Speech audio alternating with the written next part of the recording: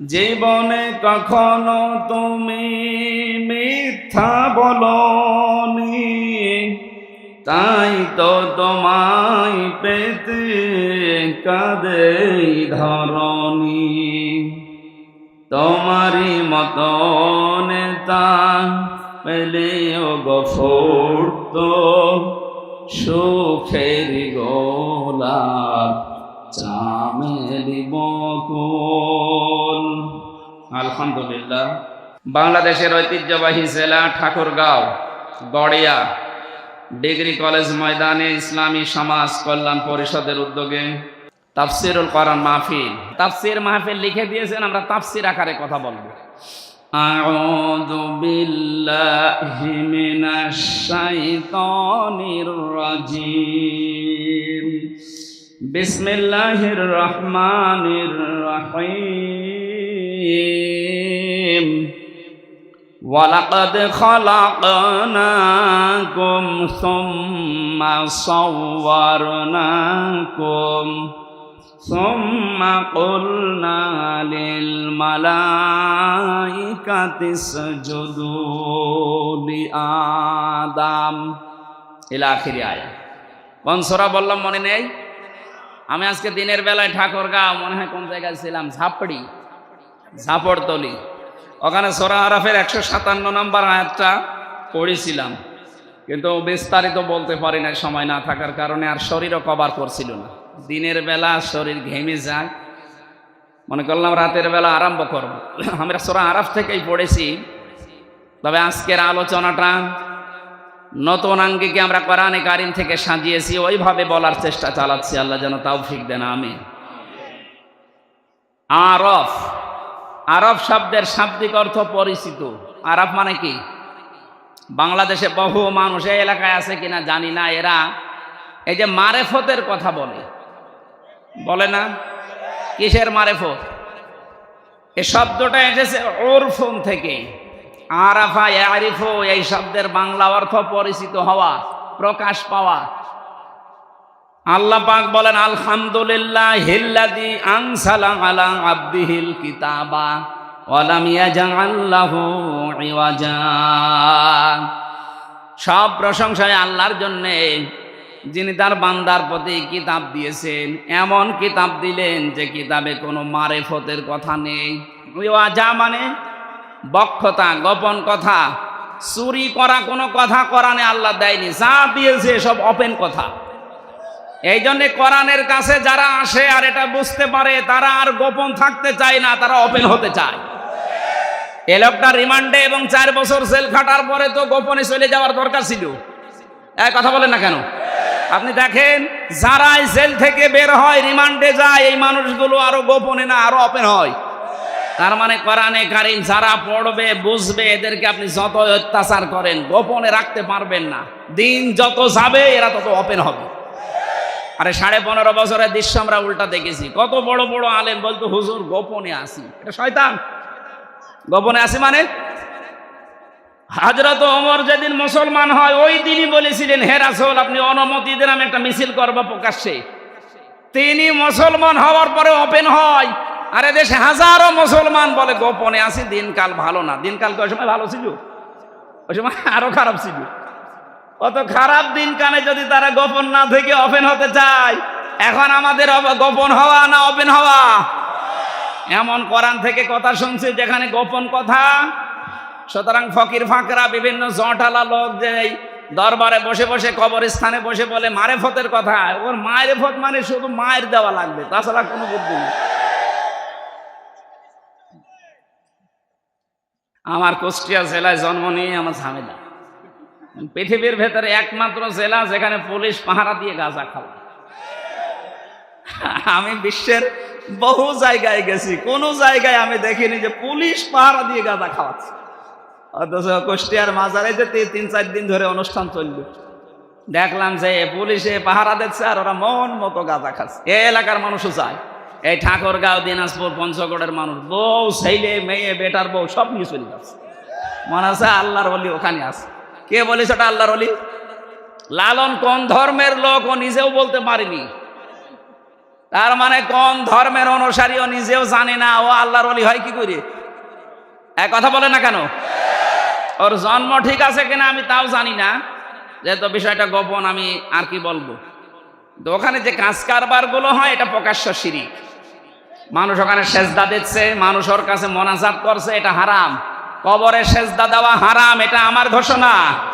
লা তাত্তাখিদুল কুবুর মাসাজিদা, কবরকে সেজদার জায়গা বানিও না, এই নির্দেশ রাসূলুল্লাহ।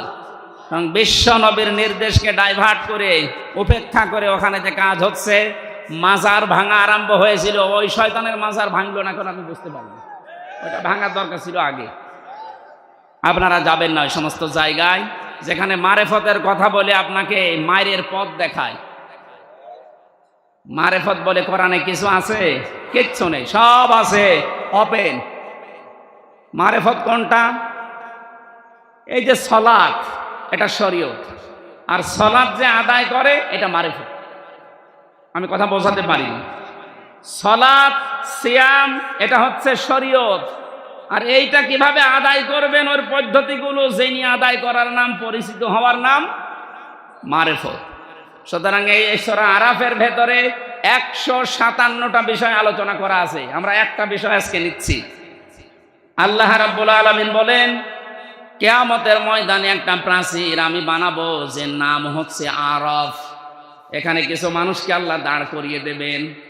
নবীজি বলেন এদেরকে আল্লাহ জাহান্নামেও দেবে না, জান্নাতেও দেবে না। সাহাবী বললেন, হুজুর জাহান্নামে দেয় না, জান্নাতে দেয় না, কারণ কি? বিশ্বনবী জানিয়েছেন উম্মতেরা ওই মানুষগুলো দুনিয়াতে ইসলামী আন্দোলন করত। দেলাওয়ার ভাই যে আয়াতটা পড়েছিলেন, হাল আদুল্লুকুম আলা তিজারা তুনজিকুম মিন আযাবিন আলীম, কেউ যদি এই দুনিয়াতে এই ব্যবসাটা করতে পারে, আল্লাহ রসুল বিশ্বাস করার পর তার জান আর মাল দিয়ে জমিনে আল্লাহর বিধান কায়েম করার জন্য চেষ্টা চালায়, আর যা করুক না কেন আল্লাহ ওরে জাহান্নামে দেবে না। এইটাই ফাইনাল, আল্লাহ ওরে জাহান্নামে দেবে না, কিন্তু জান্নাতে দিচ্ছে না। আল্লাহ নবী বলেন ওদেরকে জান্নাতে আল্লাহ দেয় না এই কারণে ওদের সব আচরণ, ব্যবহার, কাজ কারবার ভালো ছিল, কিন্তু পরিবারে ওদের মা বাবার সাথে সম্পর্ক ভালো ছিল না। এরকম মানুষ দেশে নেই? আছে, মানে বহু নামাজির ভেতরে আছে, বহু রোজাদারের ভেতরে আছে, ইসলামী আন্দোলন করে, পীর সাহেবের মুরিদ হয়েছে 40 বছর, কিন্তু মা বাবাকে খাবার দেয় না, মা বাবার সাথে সম্পর্ক ভালো না। এটার জন্য শুধুমাত্র ওই স্বামী দায়ী না, ওই সন্তানই দায়ী না। আমি যতটুকু হিসাব নিকাশ করে দেখেছি এর পেছনে দায়ী ওর বউ, আর ওই বউকে কান পোড়া দেয় ওর বউর মা আর ওর বড় বোন। এই জন্য বড় বোন যারা আছে বিয়ে করবেন না, খুব ঝামেলা। তাই বলে আমারটা না, আমারটা ঠিক আছে। বহু মানুষকে আজ আমরা দেখতে পাচ্ছি খালি উপর থেকে ওর বড় বোন আর ওর মা শুধু খোসায়, শুধু টিপস দেয়, আর কতদিন থাকবে একসাথে, আলাদা হ। তো আলাদা হবে কার সাথে? ওর মা বাবা যদি না থাকে দুনিয়ায়, আলাদা হবে কার সাথে? আপনি তো পরের ঘর থেকে এসেছেন, আর ওকে 25 বছর 30 বছর পর্যন্ত শ্রম দিয়েছে বিনা স্বার্থে ওর মা। হ্যাঁ বলেন, তামাম দুনিয়া একদিকে হয়ে গেলে এর ঋণ শোধ করা সম্ভব? ছোট্ট একটা বাচ্চা এসে বলছে, মা আমার কয়েকটা ফর্দ আছে, এই যে আমি কয়েকটা ভাউচার বানিয়েছি, এই টাকাগুলো দাও। কিসের ভাউচার এটা? তুমি যে প্রতিদিন আমাকে দিয়ে মশারি টাঙিয়ে নাও, আমি হিসাব করে দেখেছি এক এক দিন যদি 1 টাকা করেও দাও তো 30 দিনে 30 টাকা হয়। ঠিক আছে, ভাউচারটা দাও। দ্বিতীয় ময়দান হচ্ছে, তুমি আমাকে বাজারে পাঠাও মাঝে মাঝে, মাসে যদি 4 দিনও পাঠাও, আমার যে কষ্ট হয় এ যাওয়া আসা করতে, 5 টাকা করে হলেও কমপক্ষে 20 টাকা হয় মাসে, এ টাকা দাও। মা বলে, বাবা তোর আর ফর্দ আছে? বলে হ্যাঁ আছে। তুমি প্রতিদিন আমাকে দিয়ে বিভিন্ন কাজকর্মের আদেশ করো, যে ছোট মেয়ে আছে তোমার ওই ছোট মেয়েকে আমাকে কোলে নিয়ে ঘুরতে বলো, ওকে লালন পালন করি, মাঝে মাঝে কোলে নিয়ে ঘুরি, আমার কষ্ট হয় এর জন্য আরো 50 টাকা মাসে। এসব মিলিয়ে আমার এই টাকাগুলো এখন পাও না তোমার কাছে, টাকা আমারে ফেরত দাও। মা বলছে, ভাউচারগুলো এখানে রাখ, আমারও ভাউচার আছে। কিসের? আমার ভাউচার আমি তোকে 10 মাস 10 দিন আমার পেটে বহন করেছি তরমুজের মতো। তুই তো মাসের হিসাব দিলি, আমার 10 মাস 10 দিনের হিসাব পাই আমি। দ্বিতীয় নম্বর, তোকে আমি ডেলিভারি করাতে গিয়ে 57 ইউনিট কষ্ট সহ্য করেছি। বিজ্ঞান এখন প্রমাণ করছে এই দুনিয়াতে একটা মানুষের মুখ দেখতে হলে কমপক্ষে 57 ইউনিট কষ্ট সহ্য করা লাগে মাকে, যদি নর্মাল ডেলিভারি হয়। একটা মানুষ, আমরা যারা পুরুষ মানুষ আছি, সর্বোচ্চ 47 ইউনিট কষ্ট সহ্য করতে পারি, এর উপরে গেলে আমরা মারা যাব। কিন্তু মা আমাকে দুনিয়ার মুখ দেখাতে গিয়ে 47 না 57 ইউনিট কষ্ট সহ্য করেছে।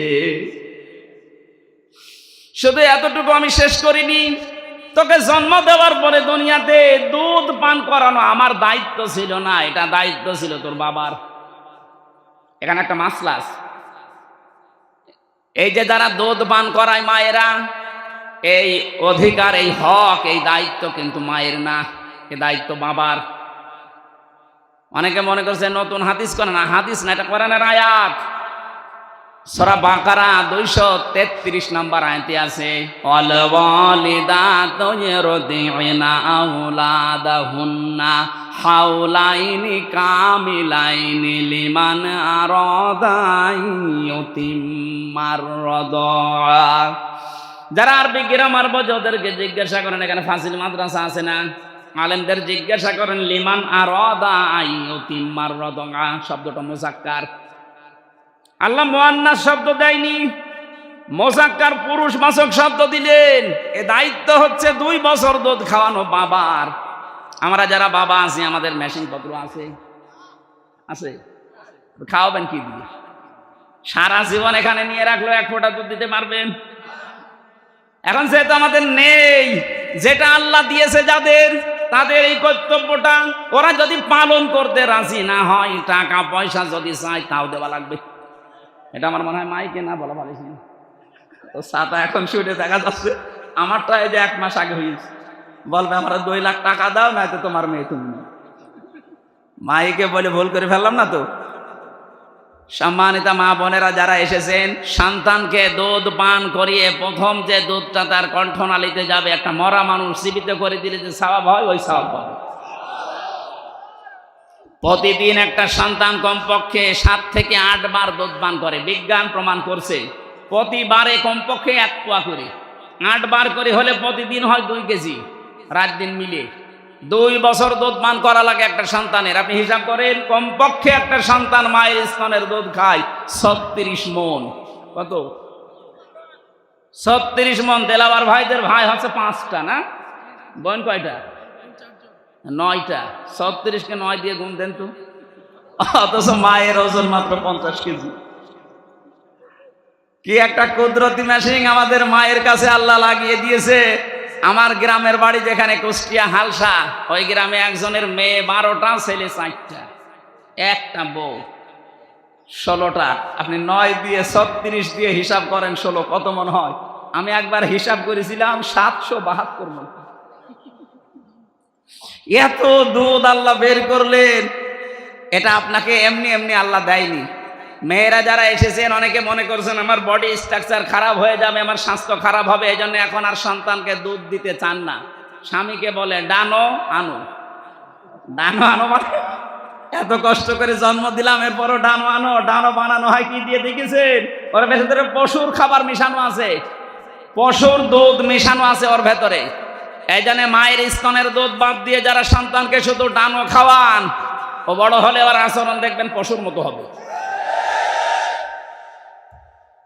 আমাদেরকে আল্লাহ ওই মেশিন দেয়নি, আপনাদের দিয়েছে এমনি না, কারণ এখানে জমা করে রাখার জন্য না। যত ছেড়ে দেবেন তত শরীর ভালো থাকবে।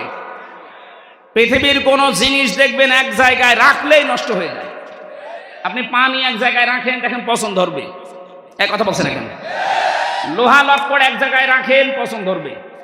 ওটা হয় মরিচা ধরবে, জং ধরবে, শেষ হয়ে যাবে।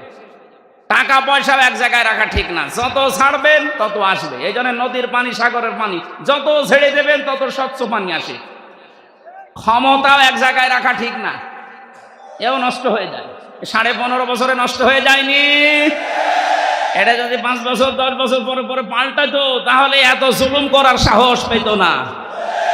মা বোন যারা এসেছেন, এক জায়গায় রাখবেন না, এটাকে আপনি ছড়াবেন, নয়তো আবার স্তন ক্যান্সারের ঝুঁকি দেখা দেবে। শেষে স্বাস্থ্য ভালো রাখার জন্য কেটে বাদ দেওয়া লাগবে। আমি আর নিচে নামলাম না। মায়ের অনেক মর্যাদা। মা বলছে আমি তোরে 2 বছর দুধ খাওয়াইছি, এইটার ভাউচার 36 মণ দুধ তুই খেয়েছিস, যা টাকা হয় ভাউচার দিয়ে দিলাম, টাকা আমারে ফেরত দে। এখানে যারাই আছেন আমি সহ, দুনিয়া যদি একদিকে চলে যায়, সব একদিকে, আপনার মা বাবা একদিকে, কোরআন আর হাদিস বলে আপনাকে মা বাবার দিকে থাকা লাগবে যদি যুক্তি বৈধ হয়। হ্যাঁ, এই জায়গায় আর একটা মাসলা পাওয়া যায়। কোনো বাবার কথা শুনে, মায়ের কথা শুনে বউ তালাক দেওয়া জায়েজ আছে না নেই? হ্যাঁ, আন্দাজে না জেনে বলবেন না।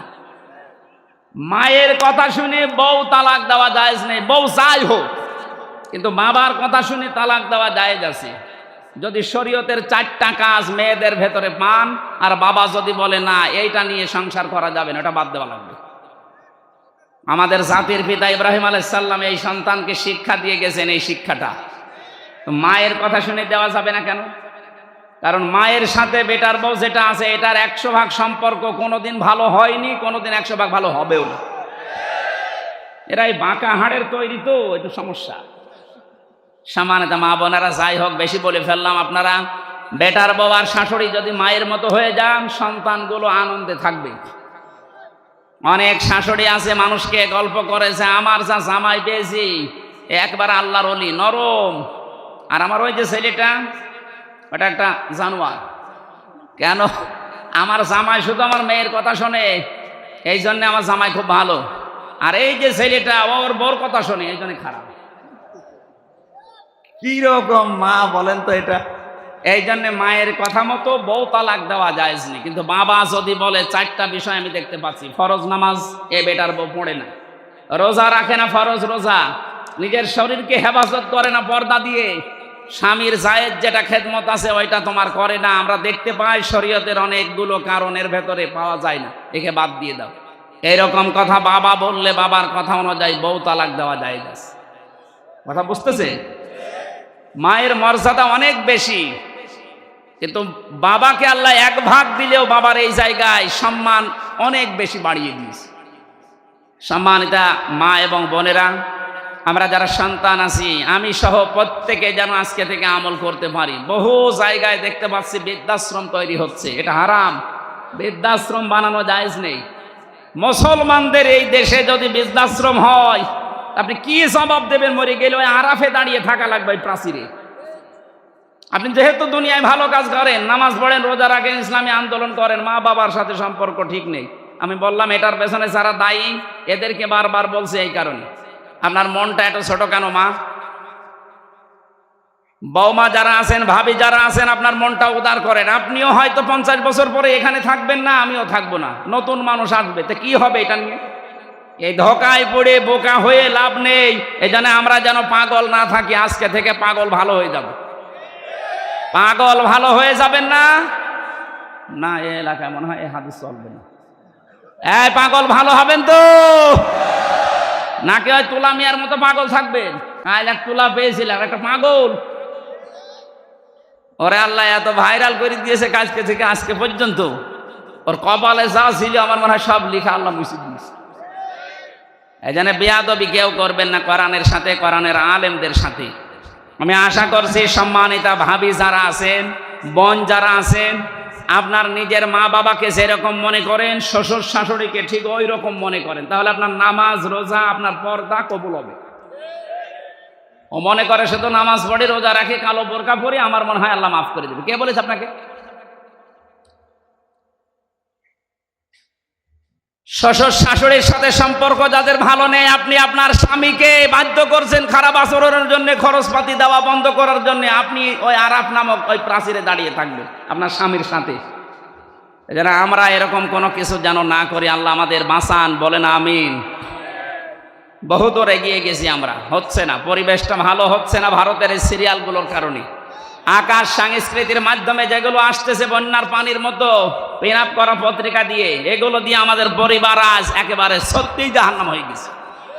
এই জন্য একটা টিপস দেই, আমি সহ প্রত্যেক সপ্তাহে অন্তত 2 দিন মা বাবা স্ত্রী সন্তান যারা আছে, এই মানুষগুলোকে এক জায়গায় নিয়ে সপ্তাহে 2 দিন হলেও বা 1 দিন হলেও আপনারা কোরআনের অথবা হাদিসের কোনো দার্স নিয়ে বসবে। এর ভেতরে একটা রহমত আছে। এদেশে যারা একামতে দিন এই দায়িত্ব পালন করে, সে নেতা হোক, কর্মী হোক আর সমর্থক হোক, তাদের এই কাজ করা লাগে। আল্লাহ যেন আমাদের প্রত্যেককে এই কাজটা করার তৌফিক দেন, পরিবারের শান্তি ফিরিয়ে আনার জন্য। বলেন আমিন। যেই বর কারণে, যেই ভাবির কারণে আজ সংসারে অশান্তি লেগে আছে, এই ছোট মনের কারণে, তাছাড়া কিচ্ছু না। হয়তো মাকে 2000 টাকা দিয়ে শাড়ি দিয়েছে, আর ওনারে দিয়েছে 1800 টাকা দিয়ে, 200 টাকা কম বেশি, এই জন্যে স্বামীর সাথে কথা বলে না। এরকম মহিলা দেশে নেই? এইরকম ছোট মনের বউ আছে কার ঘরে? হাত তোলেন তো। এই যে একজন তাও আছে, তোলেন, আপনি দাঁড়ান। ঠিক আছে ভাই, ও ভয় পাচ্ছে। ক্যামেরা সব ধরানো আমার দিকে, আপনার ভয় নেই। হাত আমি তুললে সমস্যা আছে, আমার শালা আছে পেছনে, ও বাড়ি যে সব বলে দেবে। আবার এই যে ম্যাডাম তো মনে হয় লাইভ দেখছে। কোনটা বড়টা?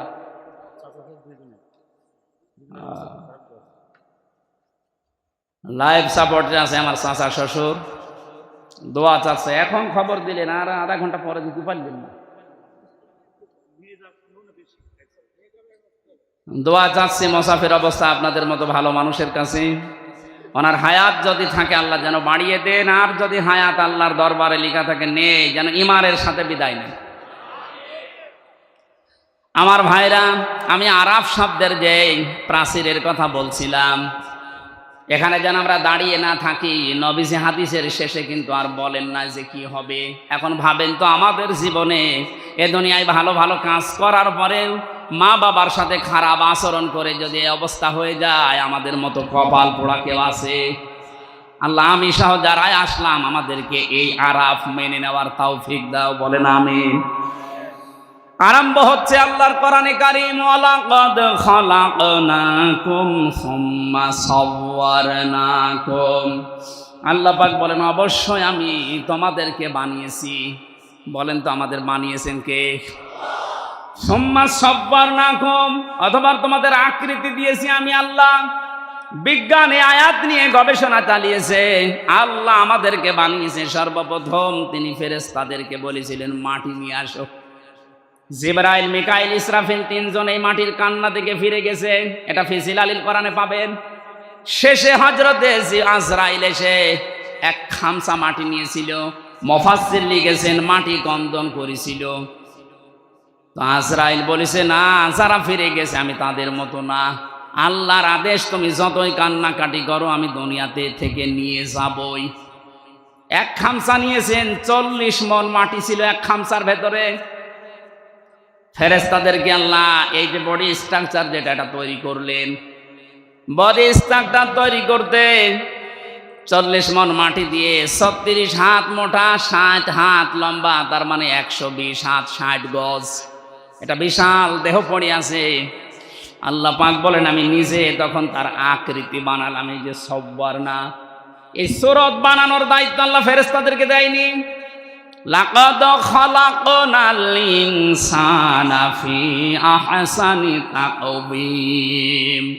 মানুষের এই যে আকৃতি যেটা বলা হয়, এটা শুধুমাত্র আল্লাহ নিজের হাত দিয়ে বানিয়েছেন। সুবহানাল্লাহ বলতে পারেন না?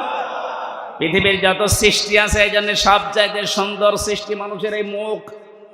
মেয়েরা আছে, অনেক মেয়েরা আছে, না বুঝে অনেকে ছেলে মেয়েকে গালি দেওয়ার সময় বলে তোর মুখে লাথি দেব।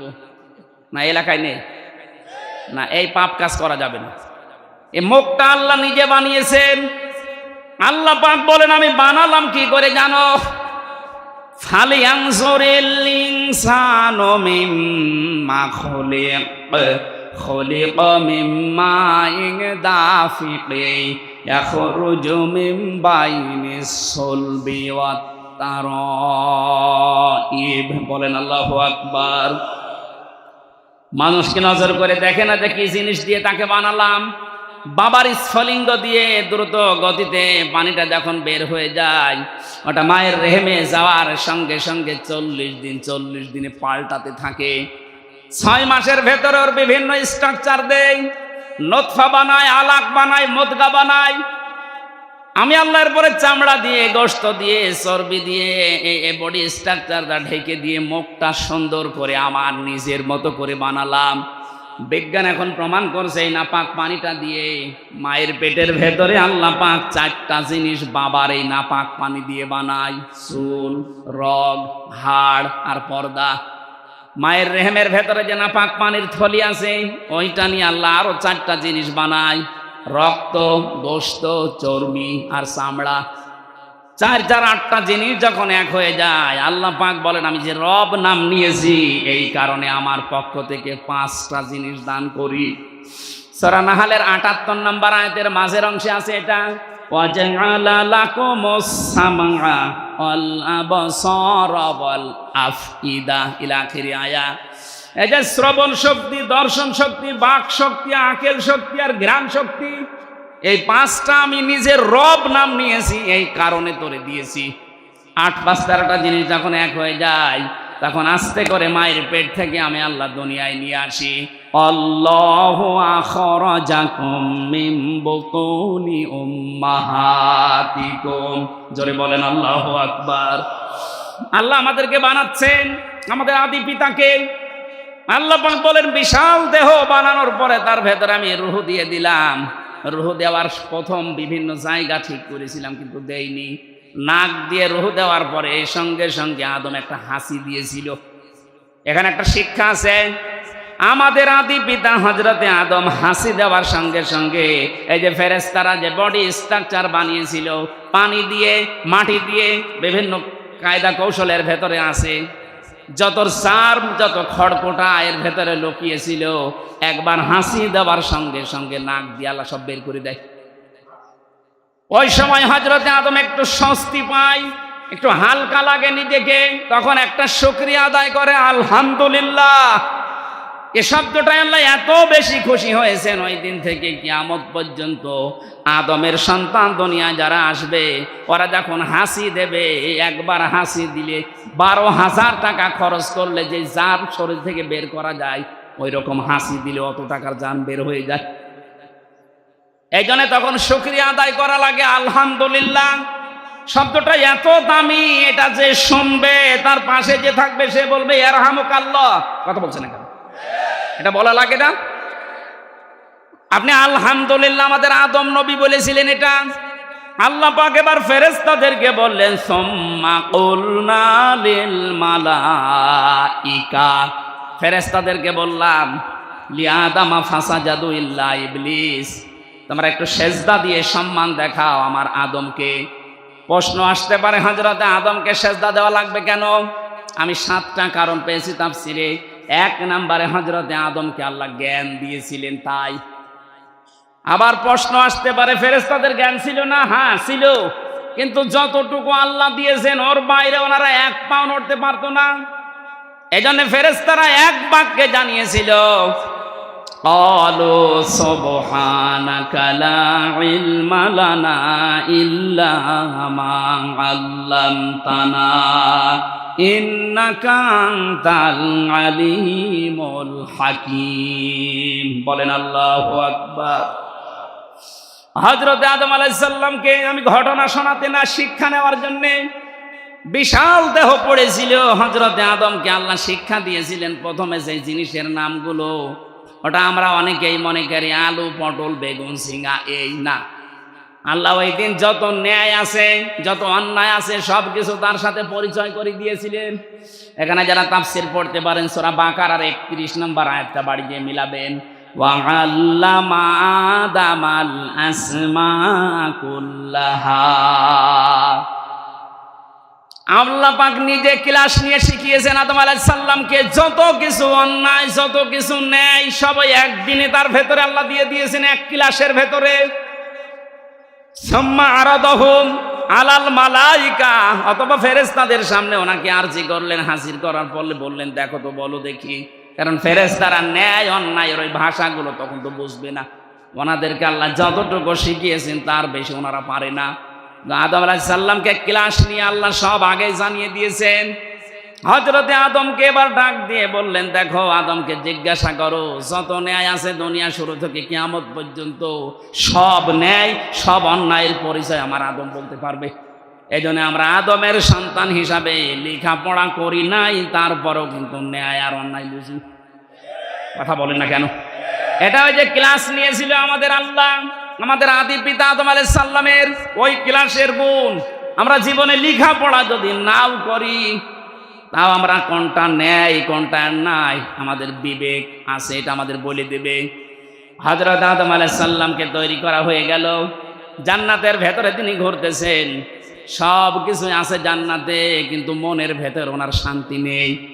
রব্বুল আলামিন বলেন, আমি আদমের মনের খবর যেহেতু জানি, ওনার বাম পাজর থেকে একটা হাড় বের করে সুন্দর একটা মেয়ে লোক বানিয়ে রাখলাম, নাম দিলাম হাওয়া।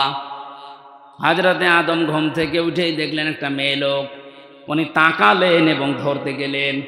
রব্বুল আলামিন বলেন, আদম তাকানো যাবে না, ধরাও যাবে না। হযরতে আদম ওই সময় বলেছিলেন, রব্বুল আলামিন ধরা যাবে তাকানো যাবে, কি করলে আপনি সেই পদ্ধতি বলেন। আল্লাহ ওই সময় বলেছেন বিয়ে করা লাগবে। বলছে আমি রাজি আছি, বিয়ে করা লাগবে, রাজি আছি শুনলেই হবে, মহারানা দেওয়া লাগবে, আমার কাছে কিছু নেই, বিয়ে করতে রাজি হয়ে গেলে কি করে? বাংলাদেশের যুবক আমরা যারা আছি, কোন ফরজ যদি নাও জানি, বিয়ে করা ফরজ এটা জানি। ফরজ কি কাউকে বলে দেওয়া লাগে? বহু সন্তান আছে এখানে মোবাইল করে বলে, হুজুর এটা বলতে পারেন না, মা বাবা থাকে। ঠিক আছে বললাম তো, বিয়ে করা ফরজ আছে কারোর জন্য, কারোর জন্য সুন্নাত আছে, কারোর জন্য নফল আছে, কারোর জন্য ওয়াজিব আছে, কারোর জন্য হারাম আছে। আপনি বিয়ে করে যদি অত্যাচার করবেন, যৌতুক নেবেন, এই নিয়ত থাকে, আপনার জন্য বিয়ে করা জায়েজ নেই, হারাম। কথা বলেন না কেন? যদি এই নিয়ত থাকে যে আমি সুন্নাত পালন করব, দুনিয়াতে নবীজির উম্মতের সংখ্যা বাড়াবো, আপনার জন্য বিয়ে করা সুন্নাত। নিজেকে কন্ট্রোল করা যদি কঠিন হয়ে পড়ে, তার জন্য বিয়ে করা ফরজ ওয়াজিব। হযরতে আদম যেই বলেছেন আমি বিয়েতে রাজি আছি, আমি তাকাতে চাই, ধরতেও চাই, কারণ এই যে মেয়ে লোকের প্রতি একটা আকর্ষণ, এটা আল্লাহ নিজে বানিয়ে দিয়েছেন। সূরা আলে ইমরানের 14 নম্বর আয়াতে তাফসীর করা আছে, যুজ্জিনা লিন-নাসি হুব্বুশ শাহাওয়াতি মিনান নিসা। আল্লাহ বলেন আমি সুশোভন করে দিয়েছি, আকর্ষণীয় করে দিয়েছি 7টা জিনিসকে দুনিয়ায়, তার 1 নম্বরে নারী, স্ত্রী। এই জন্য স্ত্রী লোকের প্রতি মেয়ে লোকের প্রতি আকর্ষণ আসবেই পুরুষের, এইটাই স্বাভাবিক। এটা বানিয়েছে কে? আল্লাহর এই সিস্টেমটাকে বাংলাদেশে আজ অনেকেই উল্টিয়ে দিতে চাচ্ছে। মেয়ে লোকের প্রতি আপনার আকর্ষণ হবে, দায়িত্ব দিয়েছে, এই পদ্ধতি বানিয়েছে কে? আরো জোরে বলেন। এটা যারা পাল্টিয়ে সমকামিতা অর্জন করার মাধ্যমে বাংলাদেশে অনেকে অফিসও নিতে চাচ্ছেন, নাম দিয়েছে মানব অধিকারের অফিস। তাই কিসের মানব অধিকার? সমকামিতার অফিস বানানোর জন্য যারা চেষ্টা আছেন, 96% মুসলমানের এই দেশে এই গোনার কাজ আমরা হতে দেব? বলেন কত রুচি নিচে নামলে পুরুষ মানুষকে বিয়ে করে? বলেন মানুষ আজ পর্যন্ত কোন কুকুর পুরুষকে বিয়ে করেছে আমি শুনিনি। কথা বলেন না কেন? যে সমস্ত মানুষেরা এই সমকামিতার নাম দিয়ে এটা প্রমোটও করছেন, আমার মনে হয় এরা কুকুরের চাইতেও খারাপ। এদের কোনো আত্মীয় স্বজন এদের সাথে করা যাবে না, এগুলো মানুষের তালিকায় আর নেই। হযরতে আদম নবী যখনই রাজি, আল্লাহ পাক বলেন দেন মোহর দাও, কিছু নেই, তাহলে আমার নবী মুহাম্মদুর রাসূলুল্লাহর উপরে 10 বার দরুদ পড়ো, এইটাই দেন মোহর। তিনি পড়লেন, পড়ার পরে জান্নাতের ভেতরে বেশ আরামে আছেন। এখানে আমার কয়েকটা শিক্ষা আছে আয়াতে। রব্বুল আলামিন বলেন জান্নাতে ওরা যখন আরামে ছিল, হযরতে আদম আলাইহিস সালামকে আমি একটা নিষেধ করেছিলাম, সব জায়গায় যাওয়া যাবে কিন্তু ওই গাছটার কাছে যাওয়া যাবে না। যে গাছ মানে আল্লাহর একটা নিষিদ্ধ জায়গা। এটা শুধু জান্নাতের ভেতরে না, এই পৃথিবীতে আল্লাহর বহু নিষিদ্ধ বর্ডার আছে। আমরা যারা আল্লাহকে বিশ্বাস করি, ওই বর্ডার পর্যন্ত সেই থেমে যাওয়া লাগবে। এই যে অর্থনীতির বিভাগে যারা পড়েন, অর্থনীতির বিভাগে যারা কাজ করেন, আপনি অর্থনৈতিক কাজ চালান, ব্যাংকিং ব্যবস্থায় বলেন, সামাজিকভাবে বলেন, ব্যবসায়িকভাবে বলেন, মোশারাকা, মোদারাবা, মোরাবাহা এর বিভিন্ন নিয়ম নীতিতে ব্যবসা করেন, কিন্তু সাবধান, যখনই সুদের কাছে যাবেন থেমে যাবেন। সুদের কাছে যাওয়ার পরে যদি না থেমে আদম নবীর মতো, হাওয়া আলাইহিস সালামের মতো ওই গন্ধম গাছের ফলও খেয়ে ফেলেন, নিষিদ্ধ, আপনাকে আল্লাহ অভিশপ্ত করে দেবে। কথা বলেন না কেন? এদেশে আমরা অনেক জায়গায় দেখি, এই জেলায় আছে কিনা জানি না, 1000 টাকা ছেড়ে রাখে, মাসের পরে 100 টাকা করে বেশি পায়।